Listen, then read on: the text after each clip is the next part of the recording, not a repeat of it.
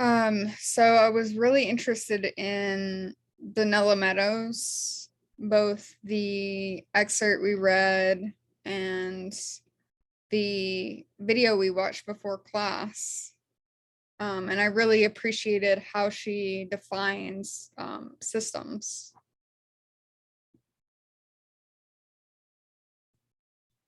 So when defining a system, I thought about this definition of a system as being an interconnected set of things with a pattern of behavior. And that definition really stood out to me. When I think about a system, it's intrinsically interconnected. And for my presentation, I wanted to focus on this notion of a system as being determined by people who shape rules and determine who gets to occupy and inhabit spaces. I want to talk a little bit about the system I created with 3 other individuals, which is the Gainesville chapter of Food Not Bombs. Food Not Bombs is an organization and network that originated in Cambridge, Massachusetts in 1980 by anti-nuclear activists.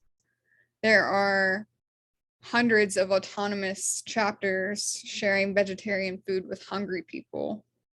So it was a collective decision to use Food Not Bombs and their values as a framework rather than creating our own organization.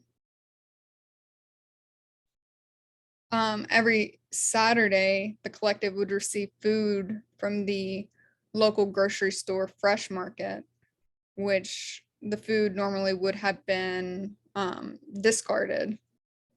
We then created a system where some people volunteered to cook the food and then others would serve the food at Bo Diddley Plaza in downtown Gainesville on Sundays.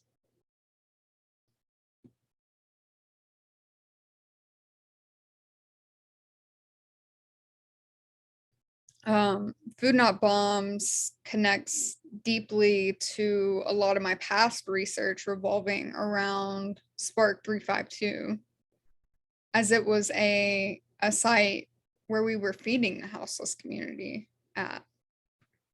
I also took a class in spring 2021 where we focused on the preliminary research into Spark 352.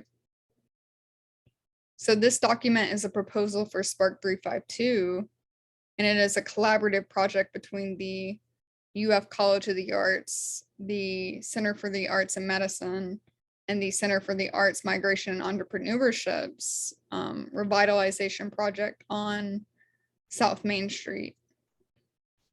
And also prior to this project, it was also the largest houseless neighborhood within Gainesville. So I went through the whole document and I counted the word community 196 times, but the question still exists on community for whom. It talks about the UF community and the existing community of porters, but not the community that already existed there, or the houseless resources and all of the people that Spark 352 displaced. So then I wonder what sort of systems are in place. There's this system operating where Porter's community gets discounts for the classes that are going to be provided at Spark 352, but there wasn't a system in place to relocate the people who were living there.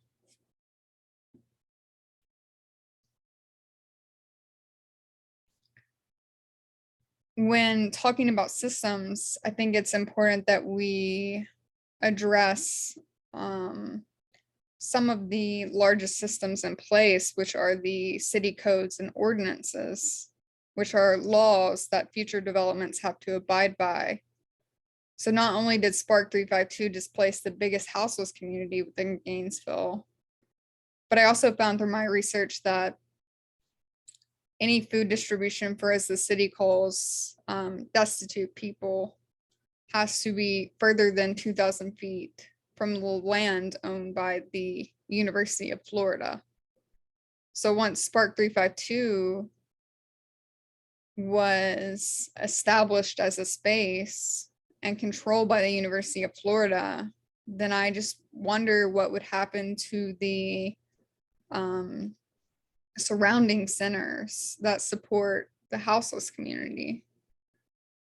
St. Francis, for example, is one of the local food distribution centers within this 2,000-foot radius, as it is located directly next to the Spark site. And furthermore, this would mean that the Civic Media Center, which is where Food Not Bombs was located, would also be in jeopardy.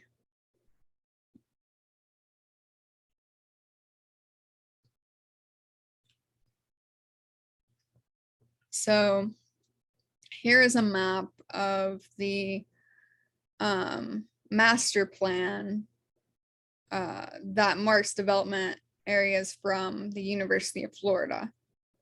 So the expansion is going into residential and historically Black communities such as Spring Hill with 66% Black residents, Porter's community with 52% Black residents, University Heights with 37% Black residents, and Kirkwood with 40% Black residents. So in this instance, we have to reflect on the University of Florida's usage of gentrification or studentification as a system. And then you have to wonder, why move into these neighborhoods? What is the purpose of that?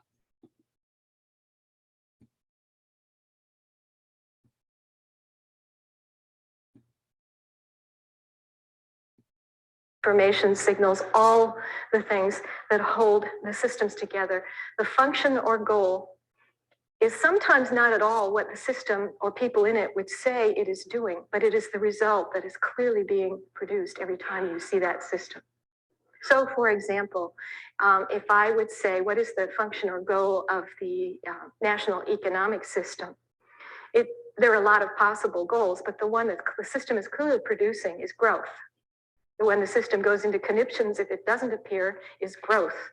The one that everybody keeps trying to make the system do is growth. So that's the function or the purpose or the goal of that system. Okay.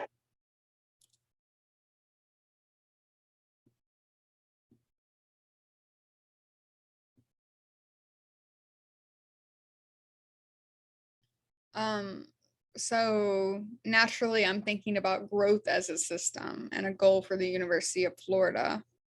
But I'm also thinking about sustainable systems and how we can make better systems and opportunities. So this is a page from my final project. It's a book. Inside this page is a document of where I created an interactive mapping system with St. Francis's research on field study. So basically they conducted research on where areas of houseless neighborhoods exist. And then Food Not Bombs takes that research and delivers food to the houseless populations within a set area or areas. This to me is a system that is positive and makes a difference. And it's also focused on growth, but growing to reach more houseless members and feed more hungry people.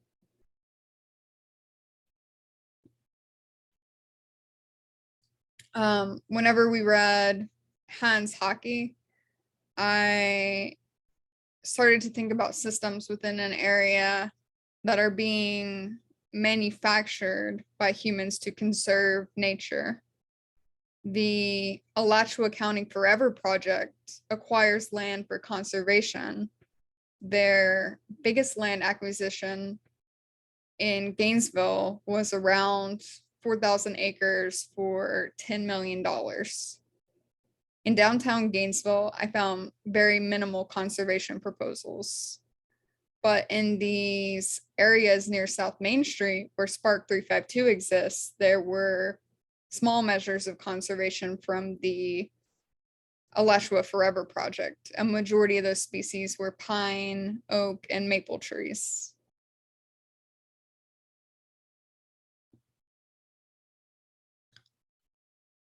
We've talked a lot about social sculpture and Joseph Beuys this semester. And my thought is that artists need to work in better systems like Beuys did with 7,000 Oaks. Or even closer to the site of Spark 352, there's a garden owned by Chris Philly that raised over $12,000 to grow food for St. Francis. It hasn't been operating for a while, and over a couple of years. So I see this as a site of opportunity. I've had conversations with the owner, Chris, who owns multiple residential and business properties in Porter's community. And he's trying to acquire as much property as possible to slow the process of gentrification within the area. He works with local Black residents to keep their land and work around rising property taxes within the area. And he's implementing multiple systems with friends that are lawyers in order to brainstorm how to slow all of this growth.